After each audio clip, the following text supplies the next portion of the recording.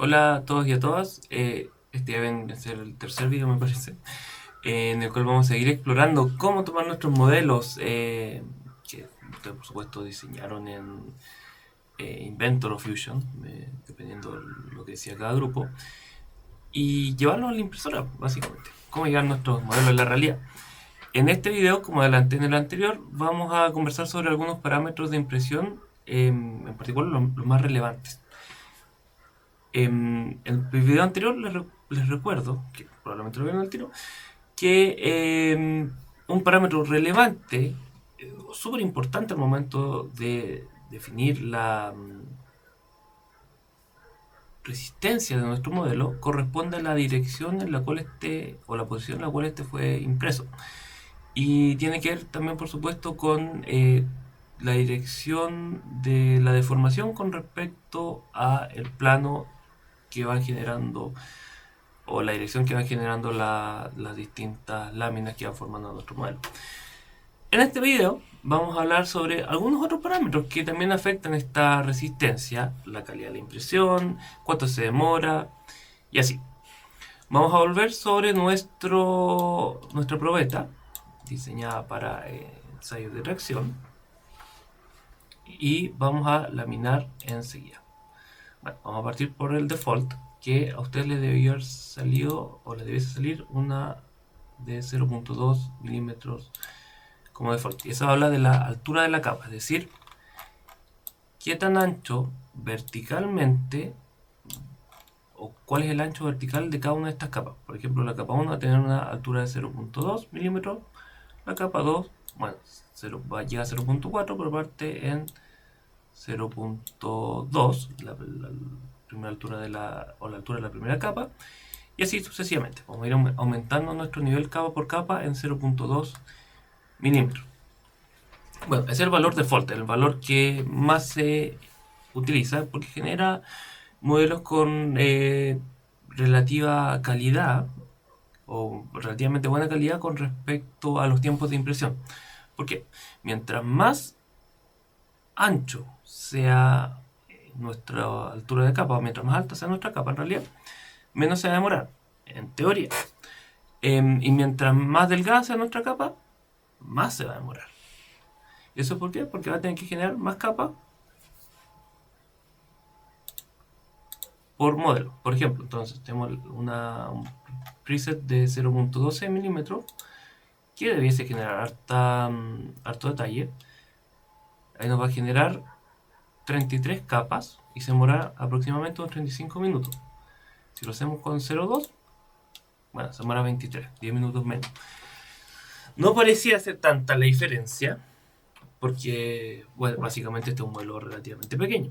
Ahora, si hacemos crecer nuestro modelo, aumentamos el volumen, ahí ya la cosa va a ser, o la diferencia va a ser bastante.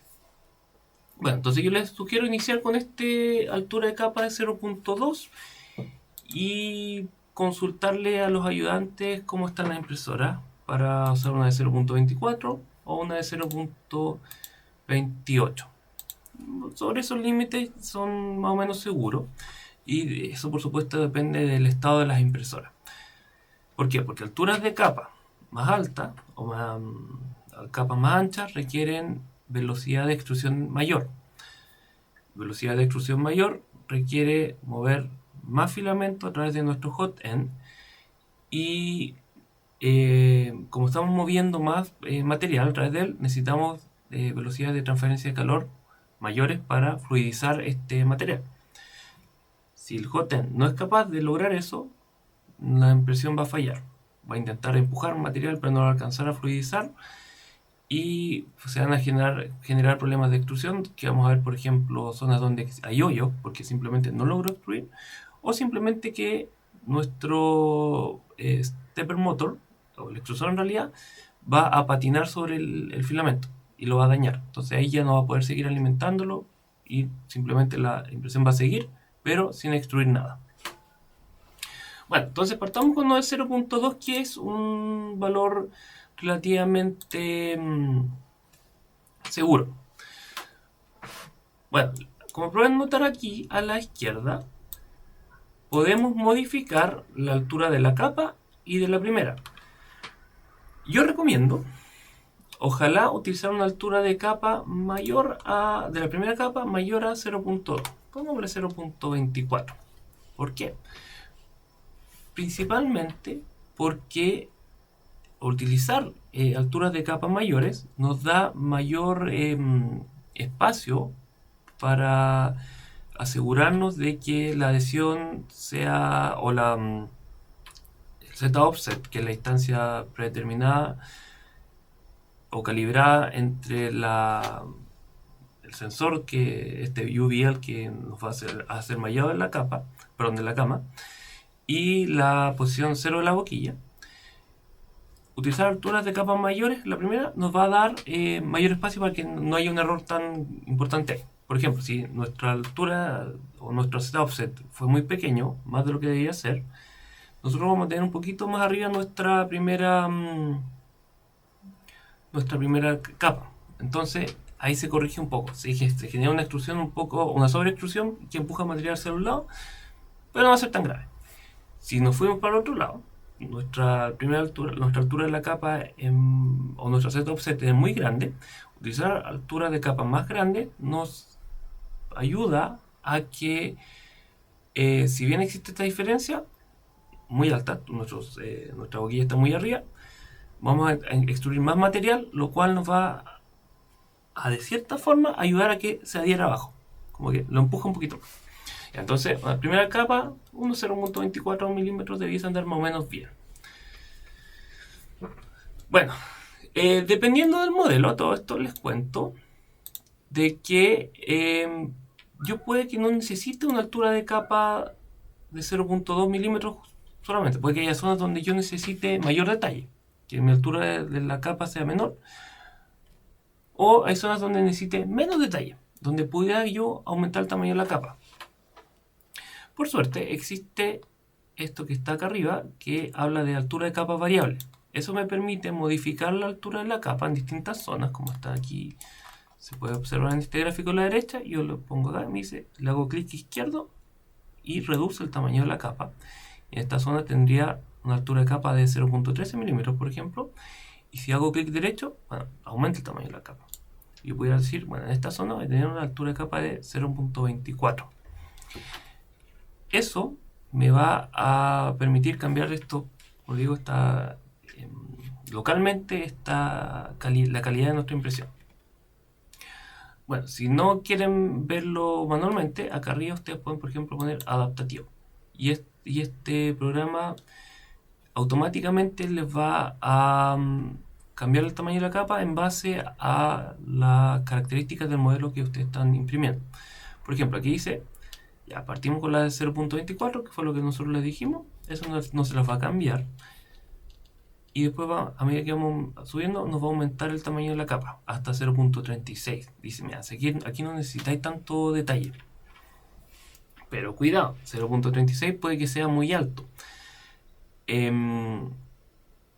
Puede que la impresora que esté en el FabLab no sea lo suficientemente, o no, pues, los HOTES no estén tan buenos como para utilizar ese tamaño de capa. Por eso es siempre bueno consultarle a los ayudantes que tienen un conocimiento un poco más recabado de las impresoras, de cada una de ellas. Bueno, después va subiendo y dice, ya, me sabéis que necesitáis menos calidad en esta zona superior, pero más calidad. En la zona superior, la superficie superiores, vendrían a ser la superficie, la top surface, que es la que en teoría uno visualmente entra en contacto con al momento de ver su modelo. Entonces, por lo general, estas superficies requieren mayor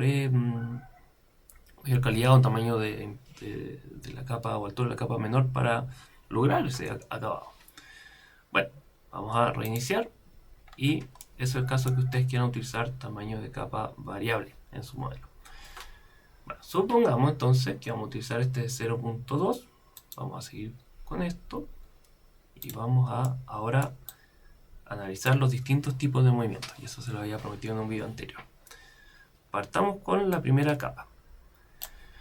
Bueno, en nuestra primera capa, ustedes pueden aquí abajo ver cómo va generando nuestro modelo, moviendo esta barrita.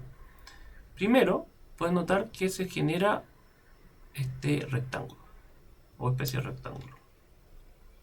Bueno, este rectángulo corresponde, y está acá a la izquierda, a la falda. Esta falda corresponde a un modelo o a un movimiento o una extrusión que no está considerado nuestro modelo. En ningún momento debería tocar esta falda nuestra impresión, o al menos el modelo que estamos imprimiendo, sino que debería rodearlo. La razón por la cual es bueno imprimir una falda es porque al hacer esto se ceba nuestra boquilla, es decir, estamos forzando a que antes de empezar a imprimir nuestro modelo, estamos forzando a que ya haya plástico en la boquilla. De la misma forma como se ceba una bomba centrífuga, donde nosotros obligamos a que ya haya fluido adentro de la bomba. Bueno, ustedes lo pueden modificar, pero el default es más o menos de 2 perímetros, y una distancia de 2 milímetros debe ser suficiente. Si tienen problemas con ciertos modelos, quizás son muy grandes, la falda queda afuera, bueno, ahí ustedes lo pueden borrar, por ejemplo. Bien, sigamos. Después empieza ya a dibujar, por así decirlo, o a extruir nuestras líneas que corresponden a los perímetros. Perímetros porque van por fuera de nuestro modelo, afuera de la capa. Esta línea amarilla es un perímetro interno que, si bien va por fuera de nuestro modelo, está o corresponde a una de las paredes interiores. Después sigue con un perímetro externo, con esta línea naranja, y empieza a llenar con un relleno sólido inferior, como está aquí determinado. Aquí podemos hacer el filtro de estas líneas. Bien. Bueno, ese perímetro sólido inferior corresponde a la superficie per se de nuestra inferior, por supuesto, de nuestro modelo. Eso va a ser, cuando lo despeguemos, nosotros vamos a ver, esa es nuestra superficie.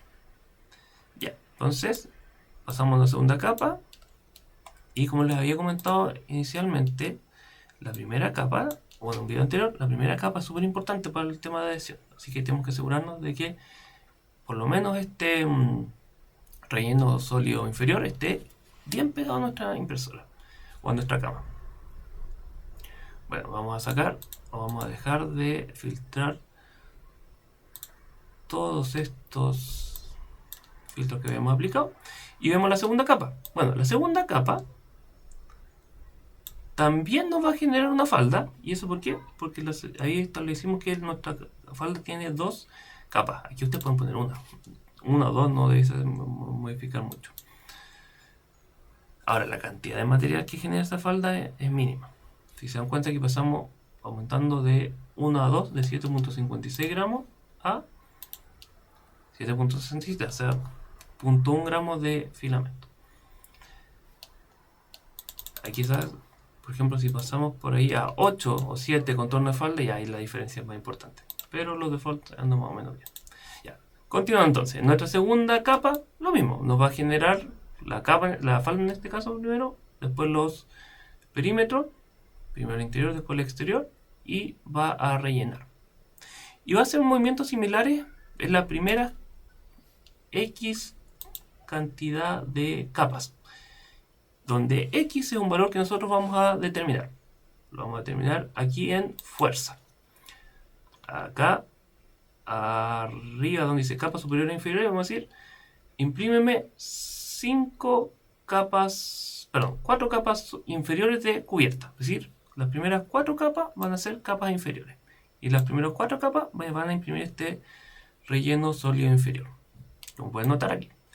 La quinta capa ya no va a ser una capa inferior y ya me debe generar este tipo de extrusión que corresponde al relleno poco denso o el infill.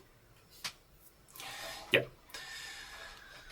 Bueno, vimos las primeras 4 capas. Veamos o pasemos a hablar ahora de qué es el infill o el relleno poco denso. El infill, o estas líneas rojas que van generando,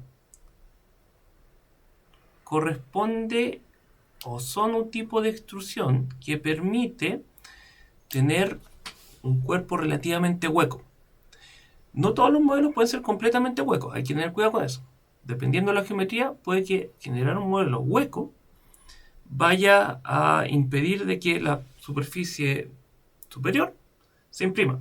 Este en particular, a todo esto, no se va o va a generar una impresión bastante mala, por así decirlo. Ya. Por lo general, un relleno de 15% anda bien. Si pueden bajarlo, depende de lo que estén haciendo. La teoría establece que mientras más denso es el relleno, más resistente va a ser nuestro modelo. Pero esa teoría anda por ahí nomás.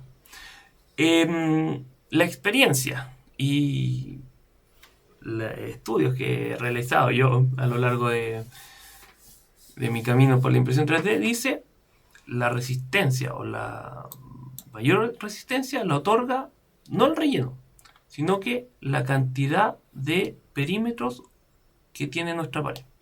Mientras más gruesa sea la pared, más resistente va a ser nuestro modelo. Entonces, por ejemplo, aquí podemos pasar a 4 capas o 5 capas de... Perdón, 5 perímetros. Si se dan cuenta, aquí la pared se hizo más gruesa. Este modelo debiese ser más resistente que este que está acá. Y no solo más resistente, sino que notablemente más resistente. Ahora, si yo paso de un 15% a un 25% de relleno acá abajo, yo voy a observar, por supuesto, aquí esto está más denso, pero no tanto. Y si bien está más denso, la resistencia tampoco va a aumentar mucho. Bueno, entonces, relleno, ojalá mantenerlo más o menos bajo. Y si quieren resistencia, perímetro, lo que tienen que aumentar. Esto, por supuesto, puede variar de modelo a modelo. Y ahí viene, se vuelve importante la experiencia y el estudio y revisar fuentes de información que hablen del tema. Aquí yo le estoy dando los lineamientos básicos. Bien. Entonces, ¿qué otro tipo de extrusiones tenemos? Bueno, si seguimos subiendo, ustedes se dan cuenta, ya, aquí llegamos a relleno sólido interno. A todo esto aquí también es relleno sólido interno. El relleno que no apunta hacia afuera, pero que sí forma parte de la superficie inferior o superior. O sea, yo no estaría viendo eso, pero sé que está ahí. Mientras menos relleno sólido interno tenga, mientras menos relleno sólido tenga, más endeble va a ser esta cara. Mientras más relleno sólido tenga, más resistente. Bueno, y seguimos avanzando y después ya pasamos a relleno sólido superior, que vendría a ser la cara con que nosotros veríamos si miramos hacia abajo una vez que ya nuestro modelo está completamente impreso. Bueno, sigamos con los parámetros que afectan la calidad o la resistencia de nuestra impresión. Por ejemplo, ya hablamos de la altura de capa. Aquí no existe una regla general y depende mucho del modelo que estemos utilizando, pero la teoría establece que mientras mayor sea la altura de la capa, el modelo debería tender a ser más resistente, al menos al ejercer deformaciones que sean paralelas, perdón, normales a la dirección de la capa. ¿Por qué?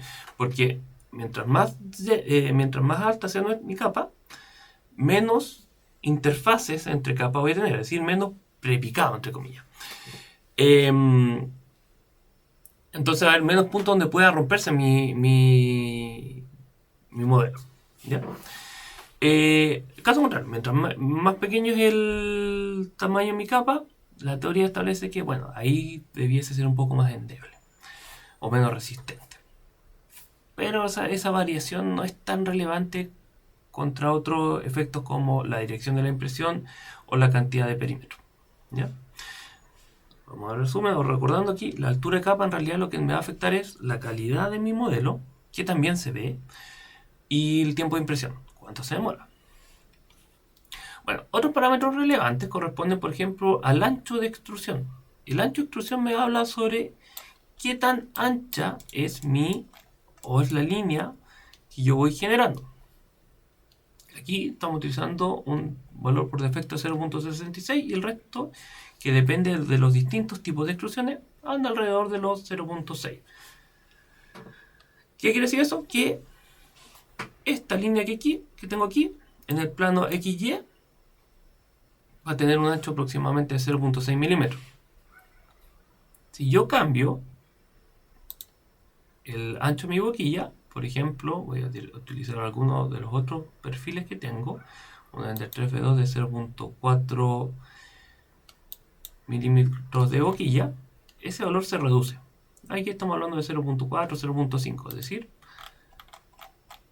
esta línea ya es más delgada.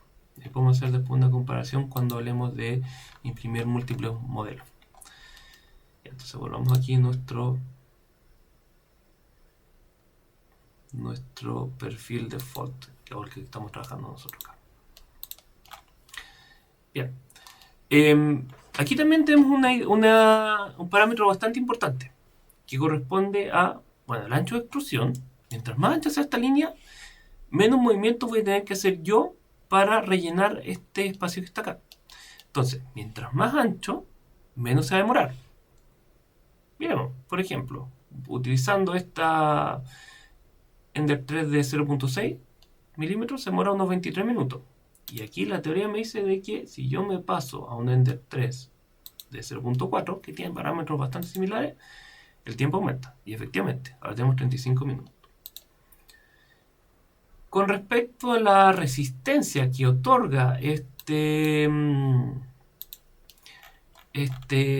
cambio de este ancho, les comento que debiese ayudar un poco, pero principalmente, si se dan cuenta, utilizar un ancho de extrusión mayor les va a permitir hacer paredes más gruesas. O sea, por ejemplo, si yo utilizo un ancho de 0.6, voy a tener, utilizando solo 2 perímetros, un ancho de pared o debido a los perímetros de 1.2 milímetros.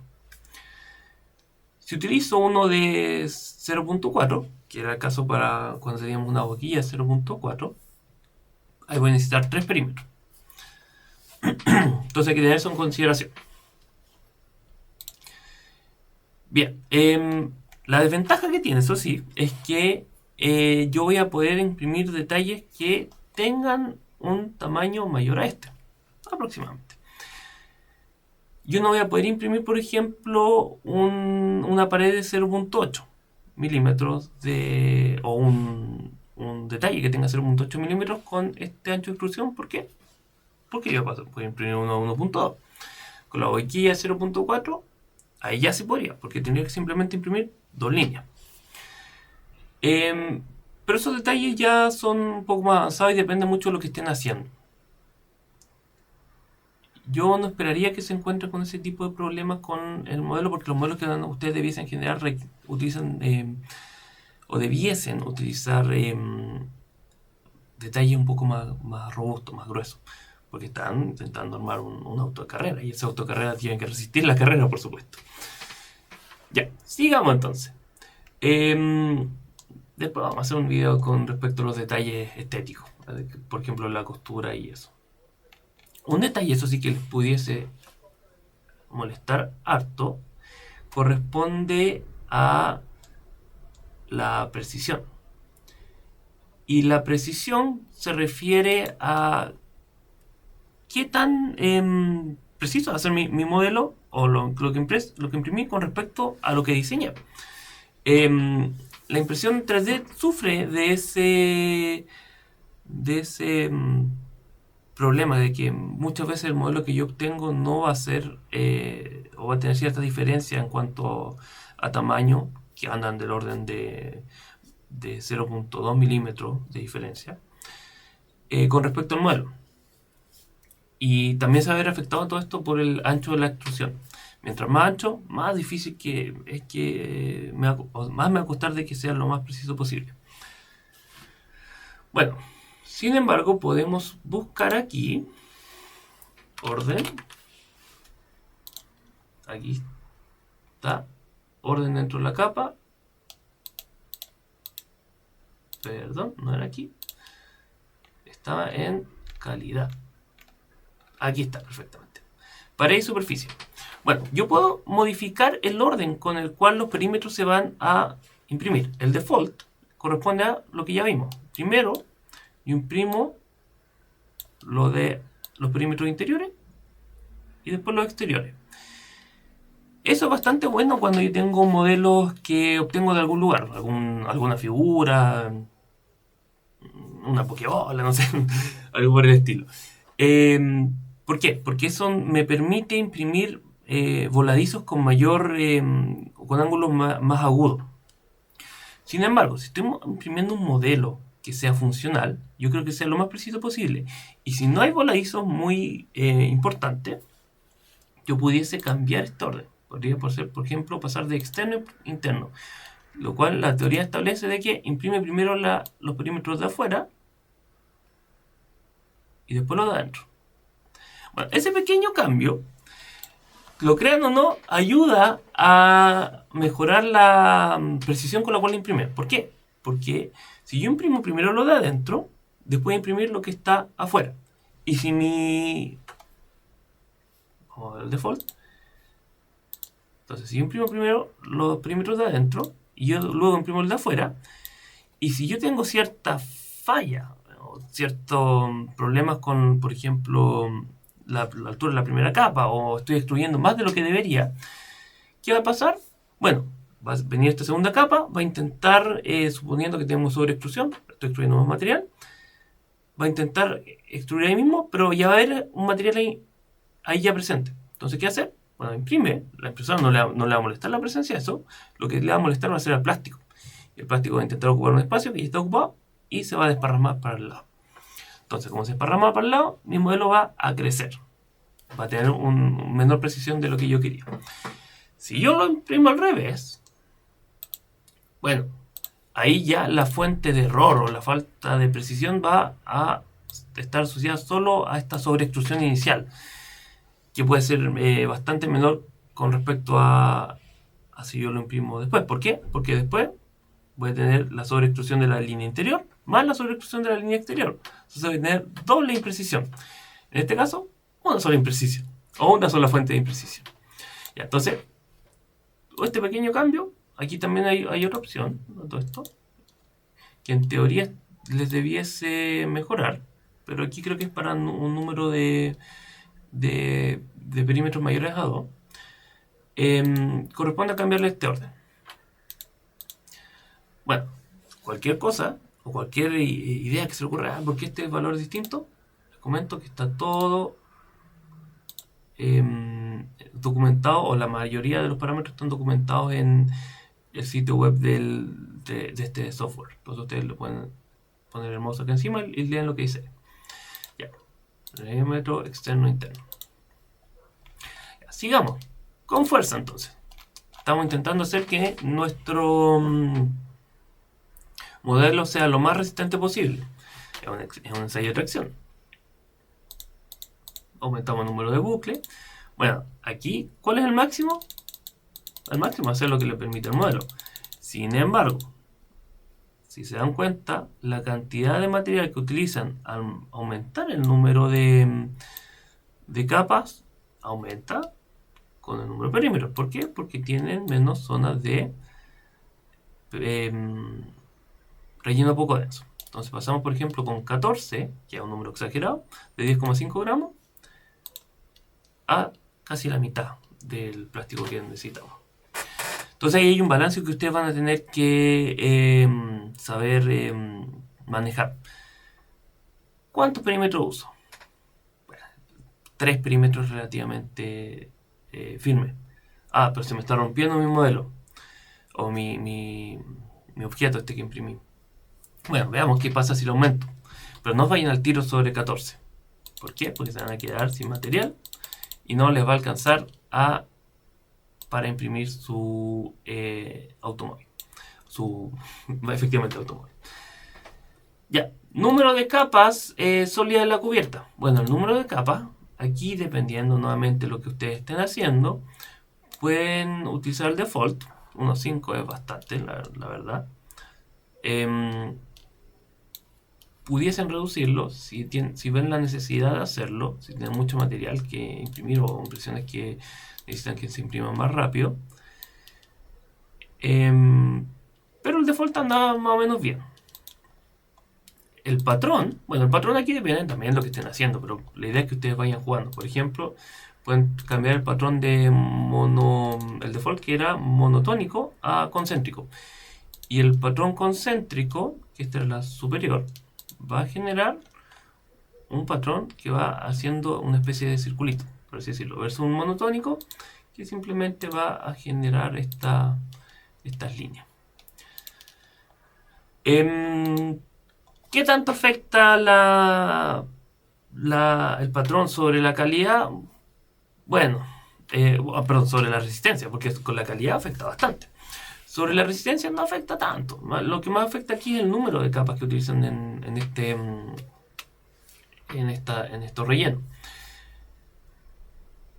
Pero pudiese afectar, por ejemplo, si están imprimiendo a ver, vamos a hacer un cambio aquí. Vamos a crear un nuevo modelo. Si es que me deja esto. Pudiese afectar si ustedes están imprimiendo un cuerpo cilíndrico, por ejemplo. Entonces, por ejemplo, si lo agrandamos, y aquí les voy a mostrar otro pequeño truquillo, yo puedo modificar los parámetros por objeto. Aquí tengo dos objetos, una probeta y este cilindro, y yo puedo modificarlos acá arriba, donde dice global, objeto, voy a ir a objeto. Y aquí en el cilindro hay ciertos parámetros que me permiten modificar. Por ejemplo, la calidad o la fuerza. Aquí vamos a rellenar el superior con concéntrico. Sin embargo, la probeta sigue teniendo un relleno monotónico. Entonces vamos a eliminar esto. Si se dan cuenta, aquí tengo... Bueno, aquí quizás hace sentido rellenarlo con un relleno concéntrico, porque es una estructura circular, básicamente. Pero eso se los dejo a ustedes para que jueguen. ¿Cómo afecta esto al relleno o cómo afecta la resistencia? Bueno, aquí por supuesto, si se dan cuenta, cambia los rellenos interiores y eso ya ustedes tienen que ir modificándolo a medida que lo van necesitando. Bien, sigamos con nuestra exploración. Entonces, íbamos en fuerza. Voy a borrar a todo esto este modelo. Vamos a volver sobre nuestro modelo original. Íbamos en fuerza y vamos a hablar ahora sobre el relleno per se, el relleno poco denso, esto que está acá. Ya habíamos dicho de que podemos cambiar su densidad. Y yo le dije, no, sé que no afecta tanto la resistencia. Pero afecta. Si no les queda más que hacer, entren a modificar la densidad del relleno. O si ya modificar el número de bucles no les afecta mucho, vayan por eso. Bueno, aquí también tenemos distintos patrones. Por ejemplo, aquí tenemos como default rejilla, que hace una especie de rejilla, como está sugerido aquí. Podemos utilizar el rectilíneo, que es un relleno un poco más denso. Si se dan cuenta, aquí hay más líneas. Va generando simplemente línea. O pudiésemos utilizar algunos modelos o algunos patrones un poco más complejos, como por ejemplo giroide. Giroide me parece, o la teoría establece, de que es uno de los rellenos más estables o más o que le otorga mayor resistencia a su modelo. Entonces, si ustedes necesitan obtener resistencia o a partir del relleno, se van a giroide.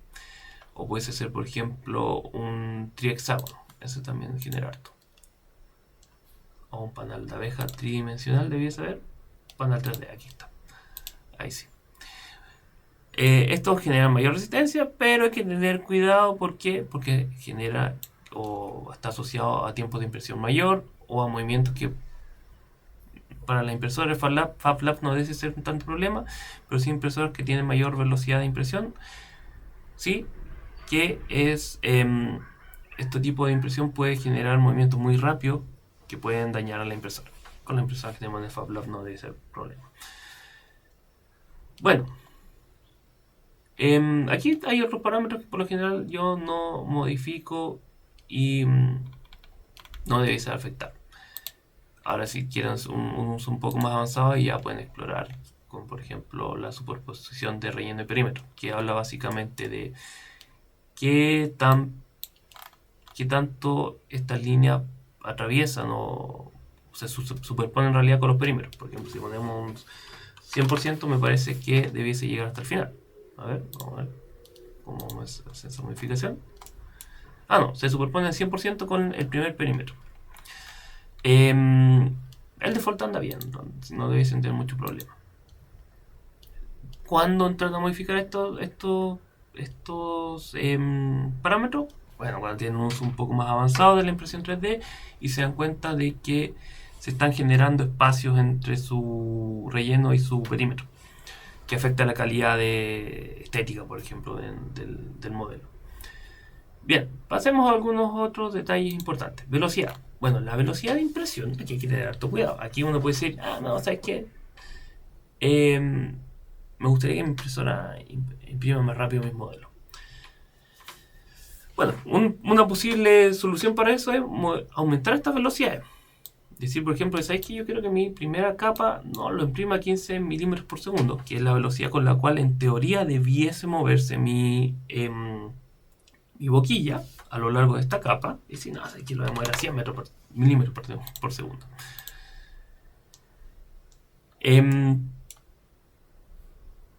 Pasamos de 23 minutos a 100 a 23, o sea, perdimos 30 segundos.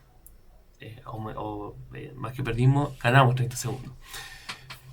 Esa velocidad es la velocidad promedio, o más que la promedio, la velocidad que se logra cuando ya mi boquilla logra su estado estacionario, por así decirlo. Pero está limitada por otros parámetros como la aceleración o la aceleración máxima que tiene mi impresora. Yo no les recomiendo jugar con eso, al menos como una etapa inicial, y no con las impresoras del FabLab. Pero si ustedes tienen acceso a una impresora y ya tienen un uso un poco más avanzado, pueden investigar y les cuento que pueden ir jugando con estas velocidades de impresión y todo, por supuesto, dentro de los parámetros que la impresora misma les va a permitir, que son, por ejemplo, el flujo volumétrico máximo. ¿Cuántos metros cúbicos o milímetros cúbicos en realidad por segundo de filamento puedo yo alimentar a mi boquilla? O la cinemática o aceleraciones máximas que permite mi impresora. Les comento, intenten no jugar con esto porque pueden generar algún daño. Ya, pasemos al soporte. Bueno, soporte, como en el video anterior les mostré, si yo giro esta probeta, por ejemplo la tumbo o la acuesto sobre esta cara, va a haber zonas que en teoría van a imprimir casi sobre el aire. Estas zonas de aquí. Pero bueno, después vamos a hablar de que esto es un puente en realidad.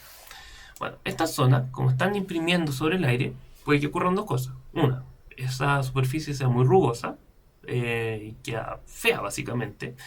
Y no solo fea, sino que inexacta o imprecisa. O dos, que simplemente mi impresión va a fallar. Estoy imprimiendo sobre el aire, ¿qué puede pasar? Queda eso ahí. Puede que lo arrastre después, puede que con ese arrastre de ese material afecte capas subsiguientes o zonas subsiguientes y mi impresión falla básicamente. Para imprimir, cuando estoy obligado y ya no me queda otra, cuando quiero imprimir un voladizo utilizo estos soportes. Y los soportes son estructuras adicionales a mi modelo que genera el slicer.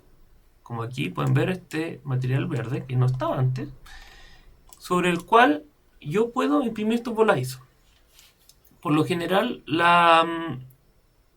los soportes default, o sea, los automáticos, andan bien. No tengo que hacer mucha modificación. ¿Cuál es el problema? Bueno, pudiese ser tentador imprimir voladizos con soportes o darle una orientación cualquiera a mi modelo y decir ya, el soporte se encarga. El problema, eso sí, es que primero estoy utilizando material adicional. O sea, aquí en esta probeta que era de unos 7 gramos, pasamos de 8.73 gramos en esta dirección a 10.8 aproximadamente. O sea, estamos agregando ahí un 15 o 20% de material. Que en este caso no es mucho, 2 gramos no es nada. Pero imagínense un material, una estructura más grande. Lo segundo es que este soporte genera una interfase, una zona, como está aquí, que se conecta simplemente por el proceso que lleva este tipo de manufactura, en el cual se pega el soporte al modelo mismo. Entonces yo después tengo que despegarlo. Y dependiendo de qué tan bien calibrado esté su impresora y qué tan bien calibrado esté estos parámetros, puede que sea fácil, pero también puede que sea muy difícil. Y esto se ve especialmente afectado cuando tenemos, por ejemplo, anchos de extrusión en el eje Y mayores o tamaño de capa mayores. Mientras mayor sea el ancho de mi boquilla, que está asociado por supuesto a estos dos anchos que acabo de mencionar, más me va a costar despegar mi soporte. Entonces, intenten evitarlo. ¿Y cómo lo podemos evitar? Bueno, la próxima semana vamos a hablar sobre diseño orientado a la impresión 3D. Aquí les voy a mostrar algunos, o en la próxima semana les voy a mostrar algunos truquillos para que ustedes ayuden a orientar a su grupo de CAD de su escudería. Ya, bueno, sigamos. Entonces, la generación automática anda relativamente bien. Ustedes pueden simplemente habilitarlo y le generar soporte automáticamente en las zonas donde lo requiere. Existen otros truquillos, como por ejemplo yo pudiese pintar soportes, pintar zonas donde yo voy a requerir que se me genere un soporte. Por ejemplo, aquí voy a volver para que quede absolutamente claro. Yo selecciono mi modelo, se me habilita una serie de opciones acá arriba. Voy a pintar soporte y voy a pintar esta zona que está aquí. Voy a decir, mira, ¿sabes qué? Me tenéis que generar soporte aquí.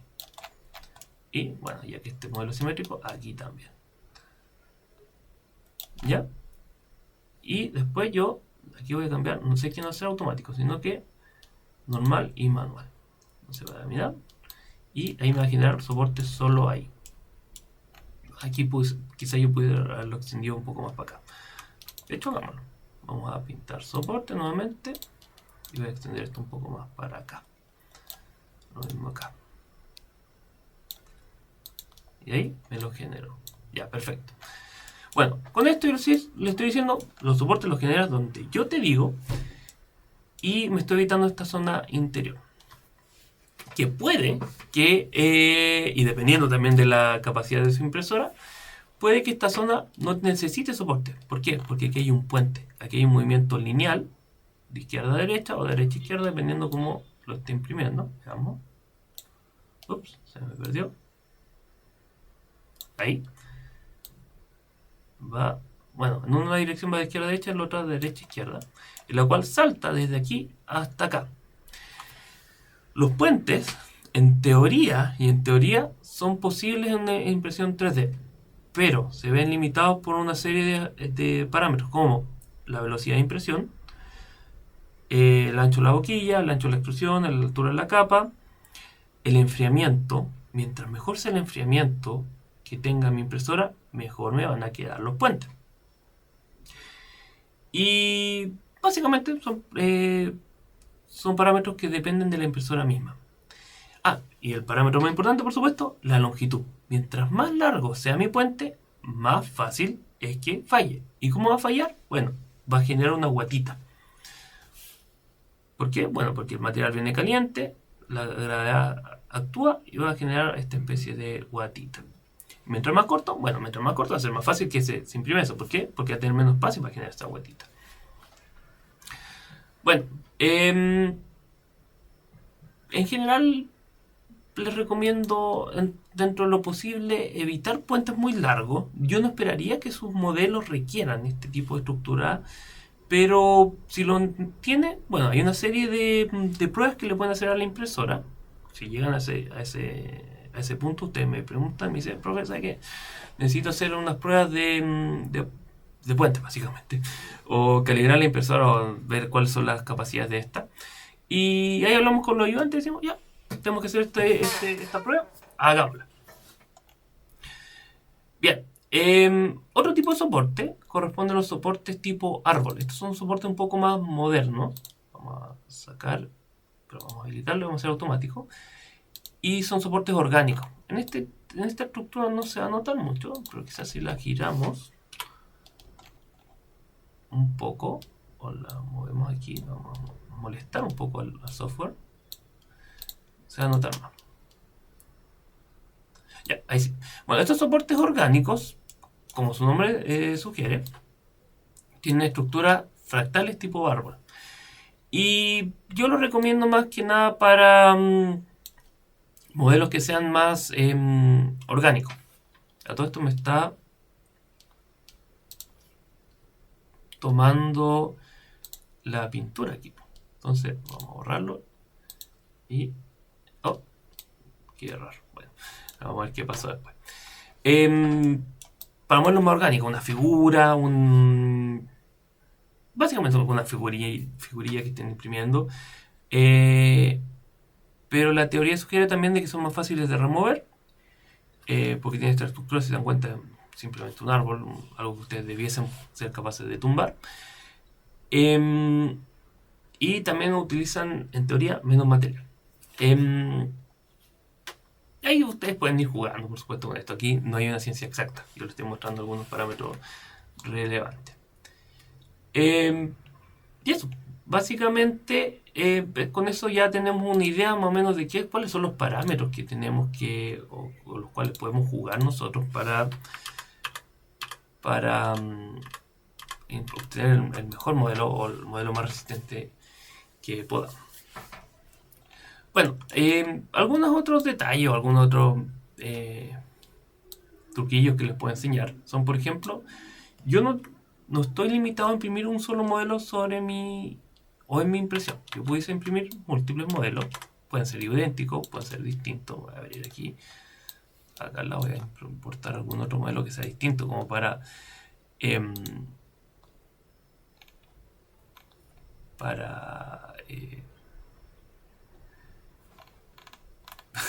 para reforzar este concepto. Por ejemplo, aquí, a ver, que tengo un vaso o un recipiente.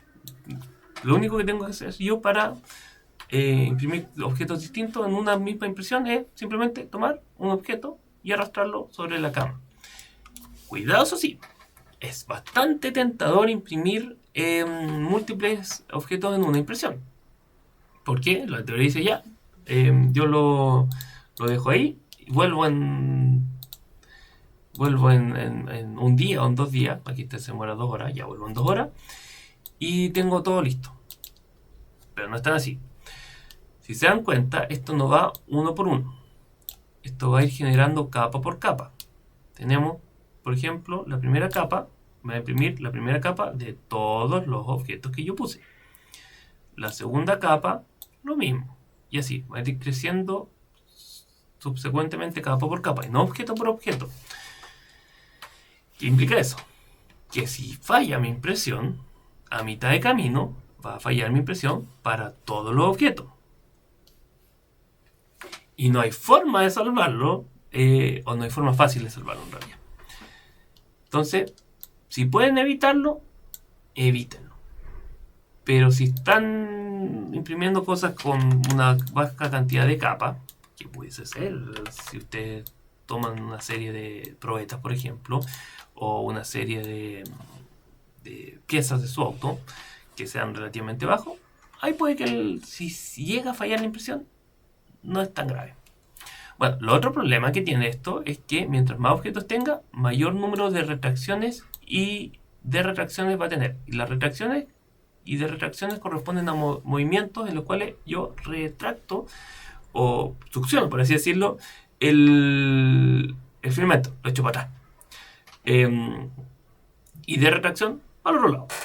Eso me permite saltar, por ejemplo, de este lugar a este sin dejar material.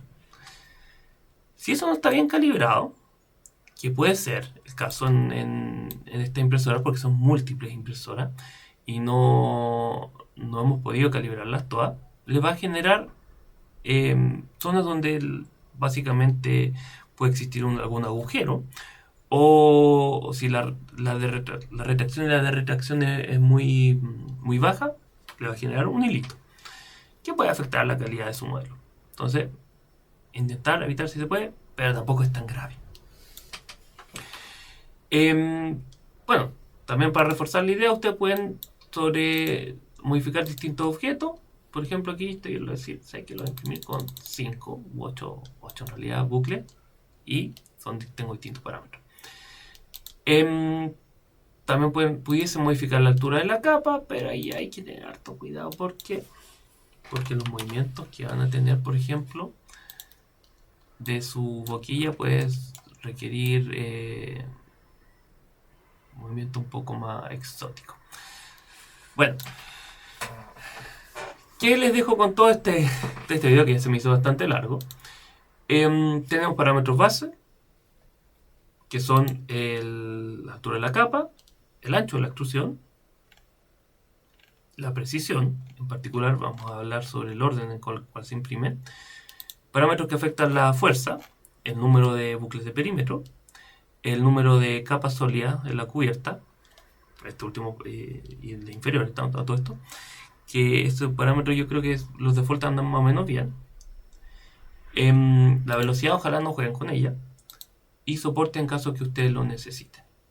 Bueno, con eso yo les voy a preparar una actividad para el próximo taller, donde quiero que ustedes básicamente tomen este primer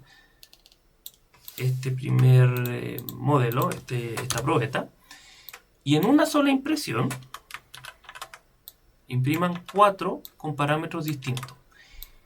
Y la idea, y solo 4, no más que 4. La idea es que nosotros podamos, o ustedes en realidad puedan estudiar cómo afectan distintos parámetros. Por ejemplo, pudiesen decir, ¿sabes qué? Voy a imprimir uno con 2 bucles de perímetro, el siguiente con 4, y quiero hacer la comparación. O, y así son un poco más valientes, ¿qué pasa si lo imprimo en esta dirección? No se lo recomiendo, eso sí, porque este sí que sí va a fallar. Y cosas por el estilo. La idea, eso sí, es que a ustedes se les ocurra qué modificaciones hacer, y después vamos a someter estas probetas a ensayos de tracción según alcance el tiempo. Bien, con eso los dejo y nos veremos prontamente.